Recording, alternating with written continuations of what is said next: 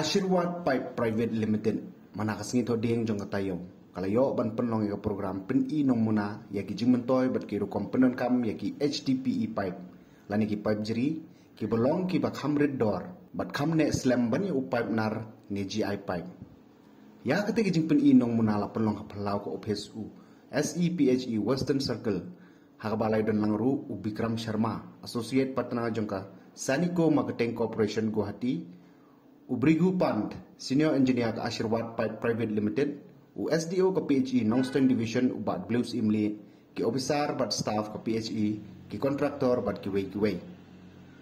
Haba mai pang halor ke jing mentoy daga bapendon kam yu HDPE Pipe, nakaliang Bikram Sharma, Associate Partner jungka Saniko Marketing Corporation Guwahati, ulong bakat kum ke jingwat benya, lalap bau HDPE Pipe ulong ubak hamba ban pendon kam, hakabatan ban ya UGI pipe. Ulong bakajinga per hang ne kalong ba pipe nar ukem sarang kloy. Bat ulak ban ne tang kumbang hapo arpos nem. Nrei pipe jeri une palat ban ya kasan pos nem bat ulai ru nak jing kem sarang. Hakabako ka bangiring hayeng hasemru kanlong kabakhoy. Ulong ban nalor uni pipe jeri ukam red door shibun ban yu pipe nar bat ulai nak jing lang so pailen hapo ukam sup bat state ru ban pendai.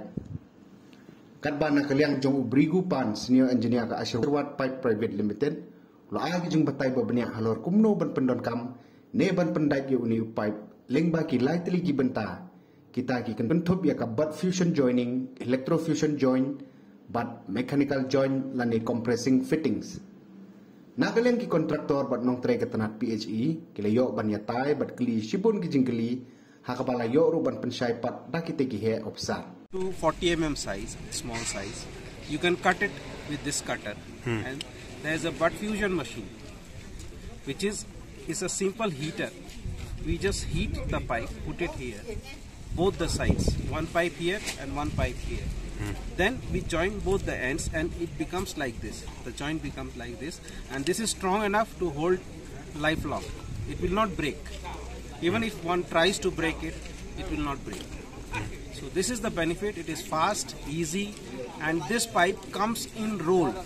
Like this 40 mm pipe, it will be available in 150 meter roll.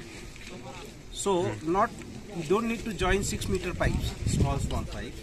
150 meter, one joint, the pipe laying is done. So it is fast and it is much cheaper than GI. So the state will save lot of money. So more schemes can be done. More people will get water.